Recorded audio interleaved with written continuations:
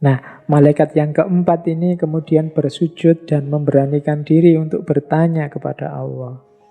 Ya Allah, mengapa Engkau tidak perintahkan aku untuk mengembalikan dosa-dosa ini kepada hamba-Mu?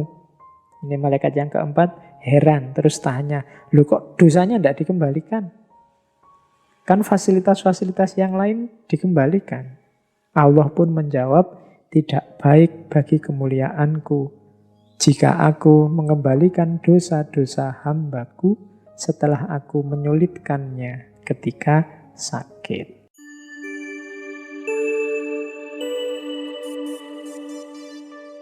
Assalamualaikum warahmatullahi wabarakatuh. Saya awali dari filsafat ya. Jangan lupa, tadi di depan saya bilang sakit itu jangan-jangan juga ada unsur anugerahnya. Ada unsur hikmahnya. Tidak cuma musibah, tidak semata-mata bencana.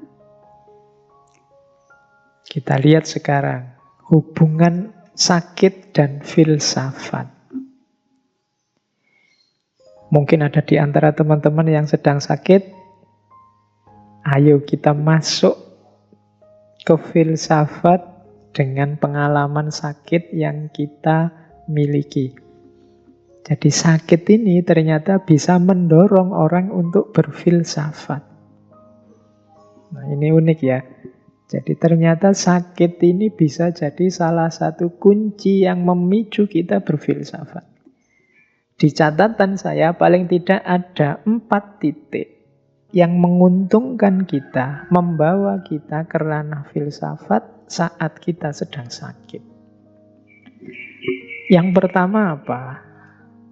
Mari kita sadari saat kita sakit itu biasanya kita dipaksa untuk menerima bahwa manusia itu termasuk kita punya kelemahan-kelemahan, punya keterbatasan-keterbatasan. Nah, ini bisa membawa kita ke ranah refleksi filosofis, refleksi tentang diri kita sebagai manusia dan segala keterbatasannya. Ternyata manusia itu lemah, ternyata manusia itu terbatas. Aku yang selama ini merasa kuat, aku yang selama ini seolah-olah merajai dunia, merajai lingkungan sekelilingku, seolah-olah bisa mengatasi masalah apa saja, ternyata tidak. Nah, ini refleksi dari kesadaran saat sakit. Mungkin teorinya sudah ngerti tentang kelemahan dan keterbatasan manusia sebelum sakit, tapi saat sakit tidak cuma teori yang kita pahami, tapi juga mengalami langsung titik lemahnya manusia. Seenak apapun makanan, seluar biasa apapun kekayaan, sedahsyat apapun pasangan yang cantik, yang ganteng, ternyata waktu kita sakit tampak tidak ada nilainya, tidak bisa diandalkan untuk hidup kita. Oh, ini membawa refleksi. Pengalaman langsung. Yang pertama itu. Sakit mendorong kita berfilsafat. Yang kedua, kondisi sakit selain dia memancing refleksi, ternyata juga merupakan tantangan untuk kita menaklukkan dan meluaskan. Tadi kan kita terbatas. Biasanya orang yang mau berpikir lebih jauh tidak sekedar menerima kelemahan dan keterbatasan, tapi itu dianggap sebagai tantangan untuk ditaklukkan. Iya ya, ternyata aku ini terbatas kalau hujan, kena air, terus flu, terus pilek. Nah, ini tidak sekedar diterima, tapi kita bisa berefleksi lebih jauh gimana caranya menaklukkan situasi. Agar kita gimana caranya ya mensiasati agar aku kuat misalnya. Atau bikin apa sehingga kalau hujan, aku tidak kena hujan, bisa jalan-jalan keluar tapi tidak kena hujan waktu hujan. Nah, ini namanya penyakit, keterbatasan, kelemahan kita jadikan tantangan. Para dokter, para ahli mungkin sekarang sedang berusaha keras untuk mencari obat, vaksin juga untuk mengatasi virus corona ini.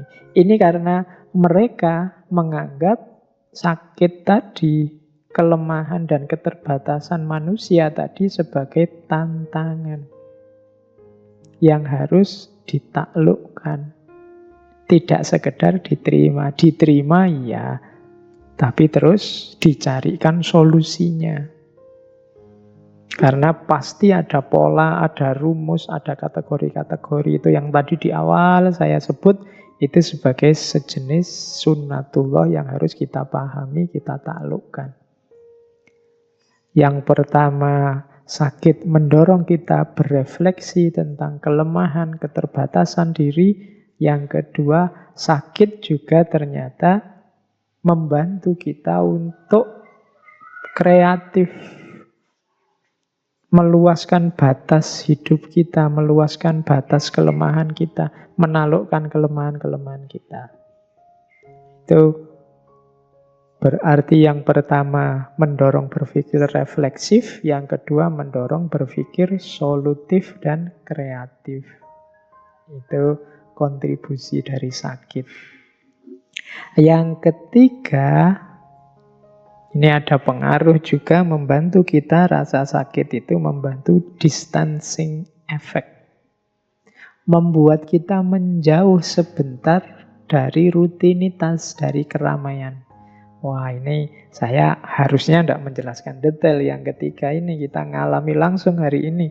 Wabah ini membuat kita dipaksa untuk mengambil jarak dari rutinitas, dari orang lain. Kenapa sih distancing effect ini penting? Karena memang untuk berpikir objektif, untuk berpikir jernih, itu kita perlu sedikit mengambil jarak dari yang kita baca. Kalau kita masih di dalam, masih terlibat, masih sangat dekat, biasanya berpikirnya masih kurang objektif. Saya misalnya saya sebagai dosen di fakultas mana, di kampus mana, itu biasanya misalnya saya memahami kampusku sendiri, memahami jurusanku sendiri, itu ya susah objektif, wong saya terlibat di dalam situ terus. Untuk bisa objektif, agak menjauh sedikit, kemudian dilihat dari luar. Dibaca dengan jarak tertentu, biasanya lebih objektif. Kita sendiri juga begitu, kalau masih terlibat dengan rutinitas kita sehari-hari, biasanya juga kita anggap yang rutin itu baik saja terus. Maka perlu fungsi distancing effect, fungsi menjauh. Nah, sakit ini memberi kita fasilitas itu. Jadi memberi kita fasilitas untuk berpikir jernih dengan cara menjauh sebentar. Jadi yang pertama, sakit itu membuat kita berpikir reflektif. Yang kedua, membuat kita berpikir kreatif. Yang ketiga, membuat kita berpikir objektif. Yang keempat, ini teori bagaimana sakit mendukung berfilsafat. Sakit ini memancing pertanyaan. Biasanya kalau sedang sakit, kita kan banyak waktu longgar. Kita memikirkan diri kita, lingkungan sekeliling kita, kehidupan kita, dan macam-macam. Saat sakit mungkin kita bertanya, mengapa sih aku ini hidup? Mengapa sampai detik ini Allah mengizinkanku masih hidup? Terus bagaimana besok aku menjalani hidupku? Nah, ini pertanyaan-pertanyaan seperti ini itu biasanya muncul kalau kita sedang jauh dari keramaian, biasanya muncul saat kita muhasabah, dan sakit memberi fasilitas itu. Semua orang mesti menyuruh kita istirahat saja kalau sedang sakit. Tidak usah capek-capek. Semuanya dilayani, dikerjakan orang lain. Ini membuat kita kemudian banyak waktu untuk berpikir. Termasuk memikirkan kehidupan ini. Membuat kita berpikir, mengapa kok aku masih hidup? Apa yang sudah aku lakukan selama ini? Bagaimana selanjutnya aku hidup? Sudah pas apa belum sih hidupku selama ini dengan ideal-ideal yang aku yakini dan seterusnya. Nah, ini sumbangan dari sakit.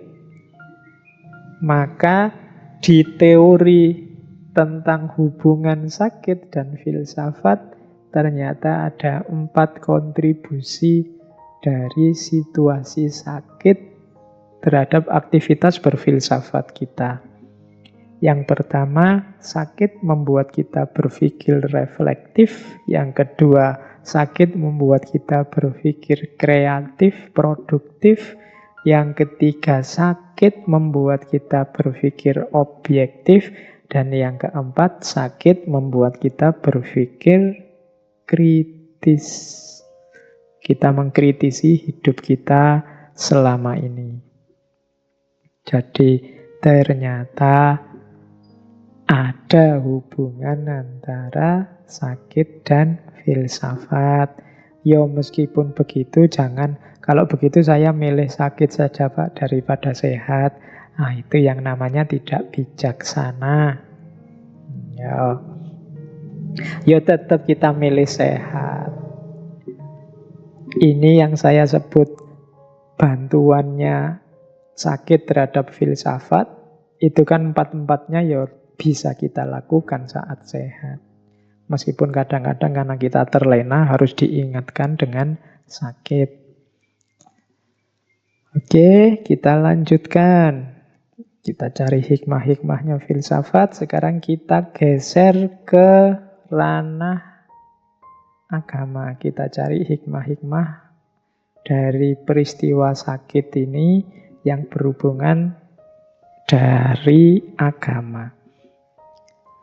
Ada banyak cerita, ada banyak kisah tentang orang-orang agung, orang-orang mulia yang merespon rasa sakit ini secara sangat religius, sangat spiritual. Di banyak sesi ketika saya ngomong tokoh-tokoh, beberapa di antaranya saya selipkan. Mungkin teman-teman masih ingat dulu waktu sesinya Robiah Al-Adawiyah. Itu beliau ini menganggap ketika mengalami rasa sakit, sakit ini ditafsirkan, dimaknai oleh Robiah sebagai bukti cintanya Tuhan kepadanya. Jadi suatu ketika Robiah ini jalan, kemudian tersandung, terus tersungkur jatuh. Kakinya berdarah, dahinya berdarah. Tapi begitu jatuh, bangun, kemudian dia tersenyum dan bersyukur luar biasa kepada Allah. Nah, ada orang yang melihat peristiwa itu kemudian datang pada beliau. Loh, sampean ini gimana? Sampean ini kan sakit, tersandung, jatuh, berdarah-darah. Kok malah alhamdulillah kemudian tersenyum?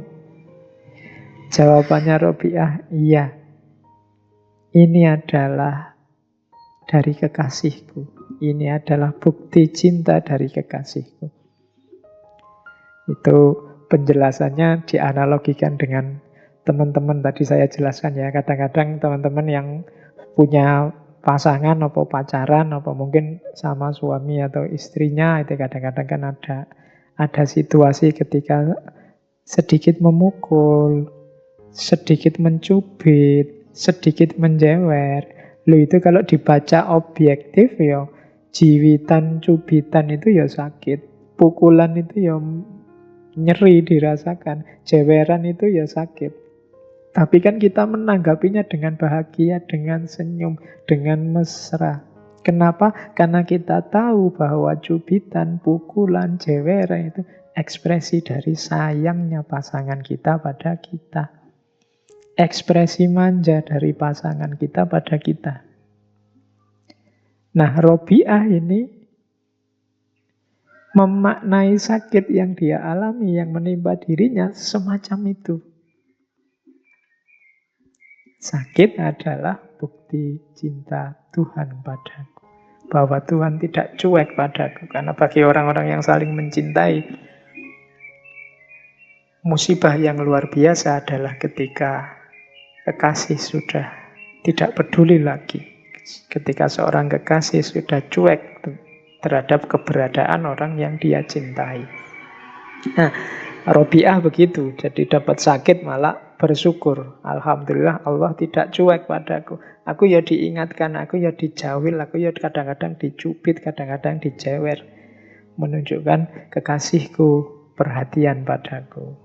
Nah, ini versi Sufi biasanya semacam ini. Cara memahami rasa sakit. Dulu saya lupa di sesi apa, kan juga ada cerita ketika seorang Sufi naik perahu bersama banyak temannya, tiba-tiba ada badai. Semua orang takut, semua orang pontang-panting ke sana kemari untuk gimana caranya biar bisa selamat dari badai. Kecuali si Sufi ini. Sang Sufi ini malah duduk tenang sambil senyum. Melihat orang lalu lalang di depannya. Terus ada orang protes, sampean ini gimana sih? Ini loh ada bahaya ini, kita semua mau tewas ini. Sampean kok malah diem saja duduk sambil senyum-senyum. Si Sufi ini terus bilang, loh aku harus gimana lagi? Ini pemberian kekasihku. Ini anugerah dari kekasihku. Insya Allah dia hanya menghendaki kebaikan untukku. Nah, ini level-levelnya Sufi. Mungkin kalau kita agak berat ya nyampe makom ini. Tapi ini untuk referensi kita saja. Siapa tahu nanti dalam hidup kita sampai pada titik yang secara sunnatullah agak sulit kita berharap.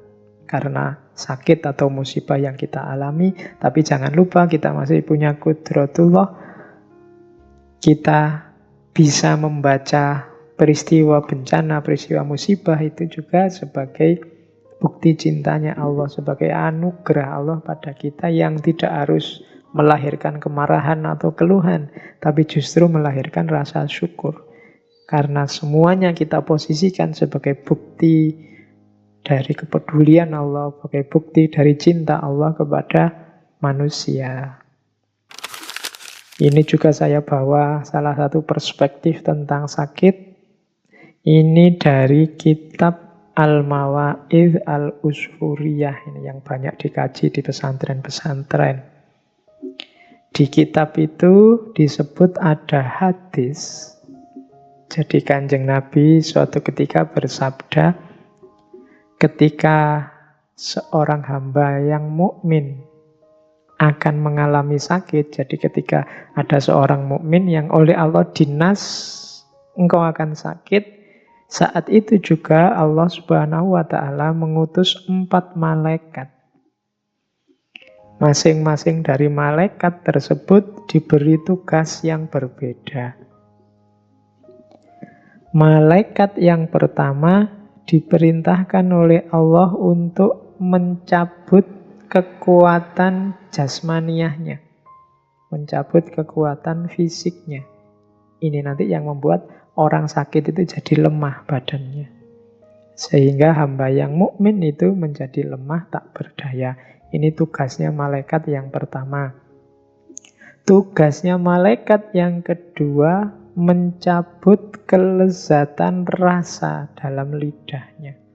Sehingga makanan apapun yang masuk dalam mulutnya akan terasa pahit. Nah, malaikat yang kedua tugasnya mencabut rasa. Makanya orang sakit itu seenak apapun makanan ya rasanya pahit. Malaikat yang ketiga diperintahkan oleh Allah untuk mencabut kecerahan wajahnya. Sehingga raut mukanya akan terlihat pucat. Ya, makanya orang sakit itu secantik apapun, kalau sakit ya pucat. Kalau semula sudah putih, pucat ya tambah pucat. Jadi ini tugasnya malaikat yang ketiga. Nah, malaikat yang terakhir diutus oleh Allah untuk mencabut semua dosanya. Sehingga saat sakit itu dia berada dalam kondisi suci dari dosa. Yang satu mengambil kekuatan, yang satu mengambil rasa, yang satu mengambil kecerahan wajah, dan yang terakhir mengambil dosanya. Ketika hamba mukmin yang sakit tersebut disembuhkan oleh Allah, malaikat-malaikat tadi diperintahkan untuk segera mengembalikan kekuatan raganya, kelezatan rasanya, dan kecerahan wajahnya. Kalau sudah dinas diputuskan oleh Allah untuk sembuh, maka 3 malaikat disuruh mengembalikan yang sudah diambil. Yang tadi mengambil kelemahan fisiknya harus mengembalikan lagi biar dia kuat lagi. Yang tadi mengambil kelezatan rasa harus mengembalikan lagi biar bisa merasakan makanan lagi. Yang tadi mengambil kecerahan wajah mengembalikan lagi sehingga tidak pucat lagi. Sementara untuk malaikat yang mengambil dosa tidak diperintahkan oleh Allah untuk mengembalikannya. Kecuali yang tadi sudah mengambil dosa, tidak dibalik gini. Nah, malaikat yang keempat ini kemudian bersujud dan memberanikan diri untuk bertanya kepada Allah. Ya Allah, mengapa Engkau tidak perintahkan aku untuk mengembalikan dosa-dosa ini kepada hamba-Mu? Ini malaikat yang keempat heran, terus tanya, loh kok dosanya tidak dikembalikan? Kan fasilitas-fasilitas yang lain dikembalikan. Allah pun menjawab, tidak baik bagi kemuliaanku jika aku mengembalikan dosa-dosa hambaku setelah aku menyulitkannya ketika sakit. Ini untuk membesarkan hati kita, untuk kita tahu bahwa jangan takut, sakit adalah penggugur dosa. Baik, kita lanjutkan. Dari banyak referensi, ini saya rangkum saja tentang hikmahnya orang sakit dari aspek spiritualitas, religiusitas. Jadi, jangan marah, jangan kecewa, jangan merasa tak berharga saat kita sakit karena kita sedang diberi fasilitas yang luar biasa oleh Allah dengan rasa sakit itu. Coba kita perhatikan hikmah-hikmahnya orang sakit. Yang pertama, orang sakit itu pasti lebih sering menyebut nama Allah dibandingkan ketika sehat. Silahkan kita introspeksi, silahkan teman-teman ngecek. Nama Allah itu insya Allah lebih banyak muncul saat kita dalam kesulitan, dalam kesusahan, dalam kondisi sakit dari mulut kita. Mungkin kalau pas sakit kita banyak istighfar, astagfirullah. Saat sedang sakit kita banyak ngomong baik-baik, dari mulut kita selalu keluar ya Allah, selalu keluar astagfirullah, selalu keluar innalillahi, dan seterusnya. Itu kalau sedang sakit ini otomatis mulutnya sering menyebut nama Allah. Ini fasilitas pertama bagi orang-orang sakit. Kalau kita tidak sakit biasanya sakarepe. Dari mulut kita bisa keluar macam-macam, tapi orang sakit ini biasanya mulutnya lebih terkontrol. Yang kedua, orang sakit itu dosa-dosanya lebih mudah dia ingat. Orang sakit itu biasanya tanya, dosa apa ya aku selama ini? Apa salahku ya Allah sehingga aku sakit? Kan biasanya begitu. Itu berarti memudahkan orang mengingat dosa-dosanya. Orang yang sudah teringat dosa-dosanya biasanya terus bergerak untuk minta ampun pada Allah. Jadi melapangkan jalan untuk bertobat, untuk istighfar. Oh, itu berarti apa? Sakit adalah memfasilitasi itu, memudahkan kita mengingat dosa-dosa.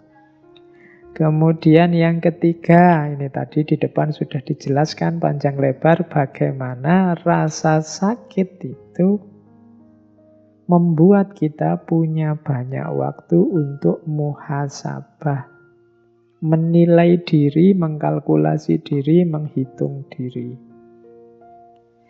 Untungnya apa sih Pak orang yang banyak muhasabah itu? Orang yang banyak muhasabah, untungnya dia bisa semakin baik, dan semakin baik dalam hidupnya. Karena manusia itu selalu ada kurangnya, selalu ada salahnya, selalu ada tidak sempurnanya, tapi tidak semua orang sadar mana yang salah, mana yang tidak sempurna, mana yang kurang. Dan itu bisa ditemukan lewat muhasabah, introspeksi diri. Orang yang tidak pernah introspeksi, ya tidak akan bisa maju.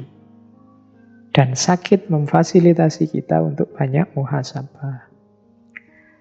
Yang keempat, sakit ini posisinya seperti jihad. Jadi kita dituntut untuk tidak menyerah, kita dituntut untuk berikhtiar, kita dituntut untuk berjuang melawan penyakit demi kesembuhan. Jadi ini nilainya jihad.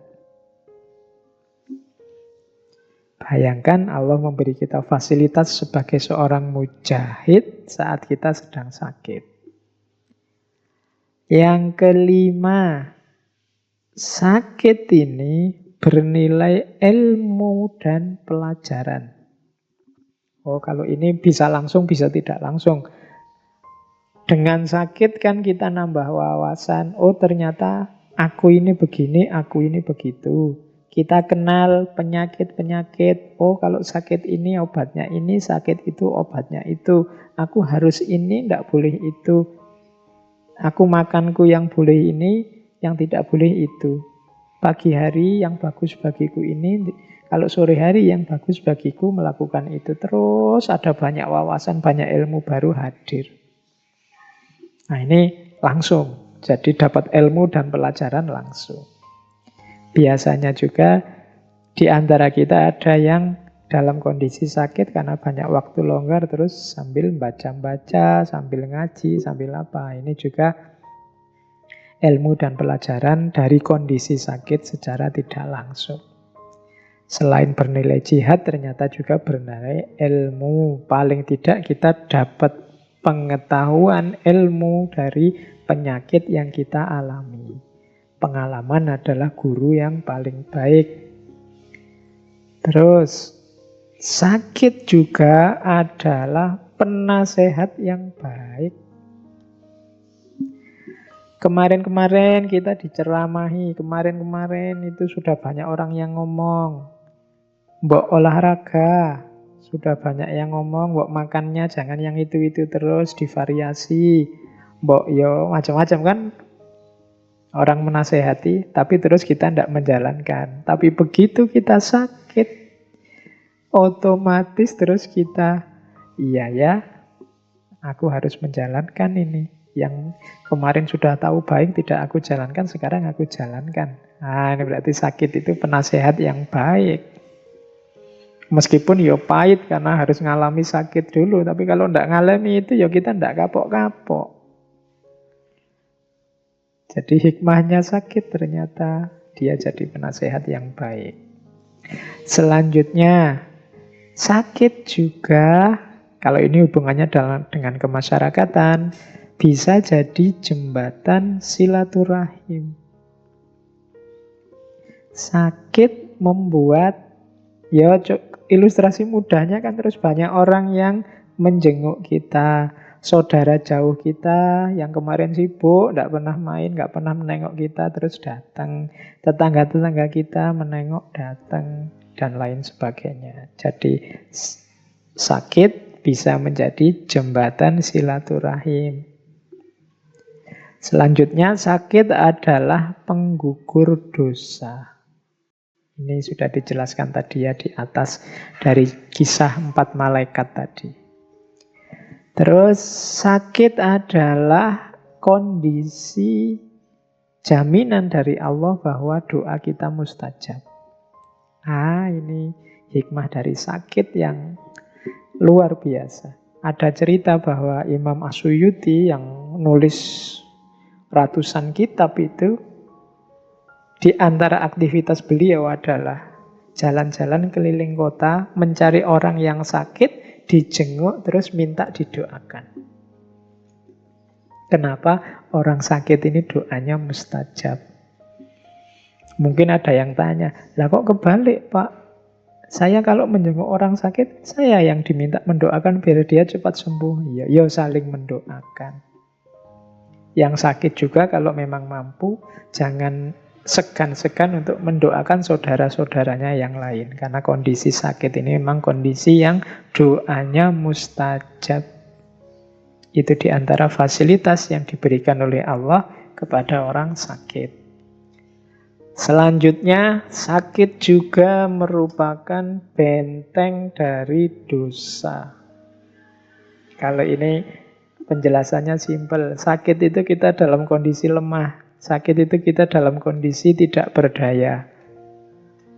Mau melakukan dosa, ya tidak ada dayanya, tidak ada tenaganya. Mau pegang HP terus kayak hari ini, tidak kuat, tidak bisa, pusing. Mau misuh-misuh menyakiti hati orang lain, ya tidak kuat, wong ya lemah.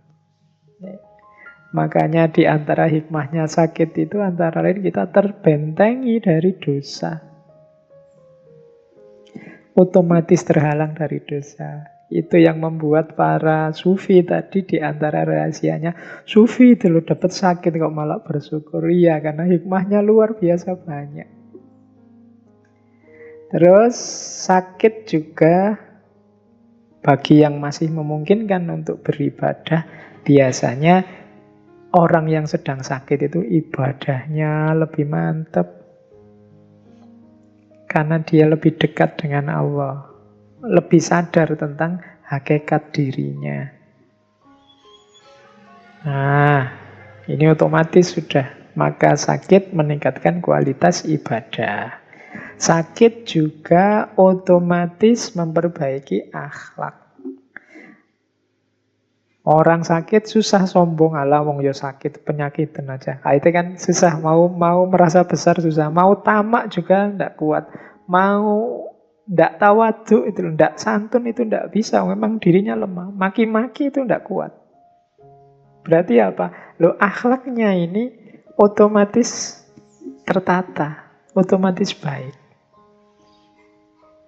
Dan yang terakhir, kalau ini pasti, sakit membuat kita mengingat kematian. Ingat pada kematian itu manfaatnya besar dan banyak dalam hidup kita untuk tidak membuat kita lupa diri. Jadi teman-teman, ternyata kalau dilihat dari sebanyak ini hikmahnya sakit yang selama ini kita sebut musibah, mungkin respon yang diberikan para sufi yang justru bersyukur saat sakit bisa kita pahami. Karena memang sakit itu membawa banyak hikmah. Tidak harus kita mengeluh, tidak harus kita merasa jatuh saat kita diberi rasa sakit. Hikmahnya sangat banyak. Kalau dilihat hikmahnya saja di luar sakit yang kita rasakan, bahkan mungkin kita seperti saya bilang di depan tadi, akan melihat sakit sebagai anugerah yang luar biasa dari Allah. Itu saya bawa sebuah quotes dari seorang ulama Turki, Badi'uz Zaman Said Nursi. Katanya, Said Nursi, dalam penyakit tersembunyi kasih sayang ilahi. Karena kalian terjaga dari kelalaian dan kemaksiatan, serta selalu merenungkan wajah kematian dan negeri keabadian. Sedangkan teman-teman kalian malah larut dengan berbagai kemaksiatan bersama kesehatan yang mereka rasakan. Karena itu, derita penyakit yang kalian rasakan ini merupakan kesehatan bagimu. Sementara nikmatnya kesehatan yang dirasakan oleh teman-teman kalian merupakan penyakit bagi mereka. Kalau kita sakit dan kita sadar bahwa sakit ini adalah anugerah Allah, membuat kita terjaga dari kelalaian dan kemaksiatan, membuat kita sadar tentang kematian. Maka sakit ini katanya Badi'uzzaman Said Nursi adalah hakikatnya adalah sehat. Sebaliknya, teman-teman kita yang kita sebut sehat tapi kemaksiatan, kemungkarannya jalan terus, sebenarnya merekalah yang sakit. Dengan teori ini terus disimpulkan sakit yang membawa dampak ke arah kebaikan hakikatnya adalah kesehatan. Sebaliknya kesehatan yang membawa kita melakukan kemaksiatan, kerusakan, hakikatnya adalah sakit. Itulah sakit yang sejati. Terus kita lanjutkan. Ini saya bawa dari Imam Ghazali dari kitab Al-Adab Fiddin, tentang adabnya orang sakit. Slide ini bagian yang khusus untuk saudara-saudara kita yang sedang sakit, agar tadi hikmahnya bisa diperoleh secara maksimal. Bagi orang yang sedang sakit, tolong diingat-ingat, yang pertama, iksar min zikril maut. Memperbanyak ingat kematian, karena kematian adalah nasihat terbaik. Sadari hakikat hidup kita yang akhirnya pasti juga kematian. Yang kedua, bertaubat dengan sungguh-sungguh. Wong sudah tahu dirinya lemah, punya penyakit, ya tidak berdaya. Satu-satunya yang bisa menolong hanya Allah. Pintu gerbang kita untuk bisa sampai pada Allah adalah taubat. Maka bertaubatlah dengan sungguh-sungguh. Yang ketiga, memuji, merendahkan diri dan berdoa kepada Allah. Jangan lupakan, seberat apapun sakit kita, Allah masih memberi sangat banyak anugerah, sangat banyak kenikmatan, sangat banyak kebahagiaan. Di samping rasa sakit kita tadi, maka jangan lupa memujinya. Jangan lupa merendahkan diri di hadapannya, dan pastinya jangan lupa berdoa. Yang keempat, sadari diri bahwa kita ini lemah dan butuh pertolongannya Allah. Kemudian yang kelima, tetap berobat, jangan menyerah. Jadi berobat, tidak menyerah. Kemudian bersyukur atas nanti kalau diberi oleh Allah kesembuhan. Dan tidak mengeluh. Ya kan? Jangan mengeluh. Karena sakit itu ada sisi-sisi anugerahnya juga. Jangan hanya melihat sisi menyakitkannya. Dan yang terakhir, ini hakikatnya sebenarnya Imam Ghazali tidak ngomong tentang virus corona. Tapi adab yang terakhir ini agak nyambung dengan virus corona. Jangan berjabat tangan dengan orang lain. Ini maksudnya hati-hati, kita sedang sakit, siapa tahu menular. Kalau sedang sakit ya jangan agresif bersentuhan dengan orang lain. Kalau di situ kalimatnya pakai jangan berjabat tangan dengan orang lain. Karena ya sakit itu kan banyak diantaranya yang menular. Maka lebih baik tidak hanya yang tidak sakit menjaga yang sakit, tapi kita yang sakit pun harus sayang pada yang tidak sakit. Dengan cara apa? Menjaga agar yang sedang tidak sakit tidak kita tulari. Terus, nah kalau minggu lalu tentang bencana, saya membawa Nabi Nuh. Hari ini kita belajar sedikit tentang Nabi Ayub. Nabi Ayub ini Nabiullah yang mendapat ujian dari Allah dengan penyakit. Nabi Ayub ini nabi yang awalnya nabi yang kaya raya, mendapat nikmat yang luar biasa dari Allah. Dia punya 12 anak. Kemudian punya istri yang solehah, kaya raya. Bahkan dia adalah orang terkaya di daerahnya zaman itu. Tapi kemudian setelah 20 tahun pernikahan, 20 tahun mengalami nikmat yang luar biasa dari Allah, saat beliau berusia 50 tahun, datanglah ujian itu dari Allah. Kalau dalam ceritanya, pada waktu Nabi Ayub berusia 51 tahun, selama 3 hari semua kebahagiaannya hancur. Hari pertama, tiba-tiba beliau terkena penyakit. Keluar nanah dari kulitnya, dari ujung kepala sampai ujung kaki, bahkan rambutnya pun sampai rontok. Yang penyakit ini menular. Sehingga orang-orang di negeri, di kampung beliau merasa gelisah. Terus Nabi Ayub menyingkir, menyepi, biar tidak menulari orang lain. Hari pertama.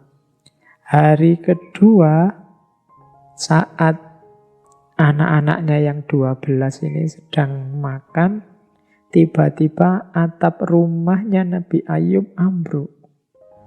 Sehingga menimpa mereka semua dan semuanya meninggal.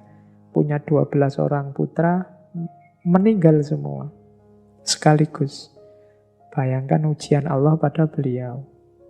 Hari ketiga, datang hama, datang badai, sehingga semua perkebunan, semua kekayaan Nabi Ayub habis. Dari orang paling kaya, paling bahagia, dalam 3 hari semuanya berbalik 180 derajat. Nah, Nabi Ayub mengalami kesengsaraan ini dalam ceritanya selama kurang lebih 18 tahun. Tapi Nabi Ayub sabar. Bahkan sampai satu ketika istrinya tanya, istrinya orang soleh dan sangat sabar. Cuma satu ketika beliau tanya, wahai Nabi Allah, engkau ini sudah 18 tahun loh, sudah tidak melakukan dakwah. Cobalah engkau berdoa pada Allah agar penyakitmu sembuh. Itu saja. Nanti kalau sudah sembuh kan kamu bisa dakwah lagi. Nabi Ayub tanya pada istrinya, wahai istriku, berapa lama kita mengalami kenikmatan? Istrinya Nabi Ayub menjawab, ya kurang lebih 20 tahunan lah. Oke, sekarang berapa lama kita diuji oleh Allah seperti ini? Istrinya menjawab, ya sekitar 18 tahun. Makanya itu aku masih malu meminta pada Allah. Padahal selisihnya cuma 2 tahun. Tapi beliau malu, kita sudah 20 tahun lebih berbahagia. Jadi ini meskipun sudah 18 tahun, aku masih merasa malu. Nah, kabarnya nanti setelah 20 tahun baru Nabi Ayub berdoa, wahai Allah, sesungguhnya aku ini sedang ditimpa penyakit dan engkaulah zat yang maha penyayang. Itu kalimatnya kan begitu. Tidak kalimat menuntut, ya Allah wajib sembuhkanlah aku. Enggak. Aku ini sedang ditimpa penyakit ya Allah, dan aku tahu Engkau Maha Penyayang. Akhirnya beliau sembuh. Dan kabarnya nanti kekayaannya setelah beliau sembuh itu kembali lagi 2 kali lipat. Putra-putranya punya anak lagi nanti, kabarnya kalau semula punya anak 12, nantinya beliau punya anak sampai 24. Jadi 2 kali lipat, 2 kali lipat yang semula hilang. Oke, nah dari kisah Nabi Ayub ini di catatan saya ada beberapa hikmah. Yang pertama, untuk kita tidak dikuasai oleh kepemilikan duniawi. Kaya oke, punya anak, punya istri solihah oke, tapi tidak terikat, tidak dikuasai, tidak tergantung. Sehingga kalau yang punya, yang sejati tiba-tiba mengambilnya, ya kita tidak panik. Yang kedua, dari kisahnya Nabi Ayub tadi, kita mengingat bahwa selama ini kuantitas dan kualitas nikmat dan kebahagiaan yang diberikan oleh Allah sudah luar biasa dalam hidup kita. Kalau mau dikalkulasi, sebagian besar kita pasti tahun-tahun yang kita bahagia penuh nikmat dengan waktu yang kita diuji dengan sakit, itu mungkin tidak ada 10%-nya. Rasa sakit itu, pengalaman sakit itu dalam hidup kita. Jadi ayo kita ingat ini terus. Sebagaimana tadi Nabi Ayub waktu disuruh minta sembuh, dia tanya berapa tahun kita dulu bahagia. Nah, kalau kita ingat nikmat dan kebahagiaan tadi, setidaknya kita akan melakukan 3 hal. Yang pertama, tidak berhenti bersyukur. Yang kedua, malu untuk mengeluh. Dan yang ketiga, kuat untuk bersabar. Nah, jadi untuk membuat kita senantiasa bersyukur, membuat kita tidak mudah mengeluh, dan membuat kita kuat untuk sabar, maka di antara tips yang diberikan melalui kisahnya Nabi Ayub adalah jangan lupakan kuantitas dan kualitas nikmat serta kebahagiaan yang selama ini sudah diberikan oleh Allah. Yang ketiga, yakinlah atas hadirnya pertolongan Allah. Kenapa sih Nabi Ayub bisa sekuat itu? Karena pasti beliau yakin semuanya merupakan skenario terbaik dari Allah, dan pasti Allah akan menolong hambanya. Ini yang menguatkan Nabi Ayub. Dan yang terakhir, ini mungkin diskusinya harus panjang, yang terakhir ini perlunya pendamping yang baik dan setia. Ya, kita butuh pendamping yang baik. Sebagaimana Nabi Ayub yang dengan setia didampingi oleh istrinya.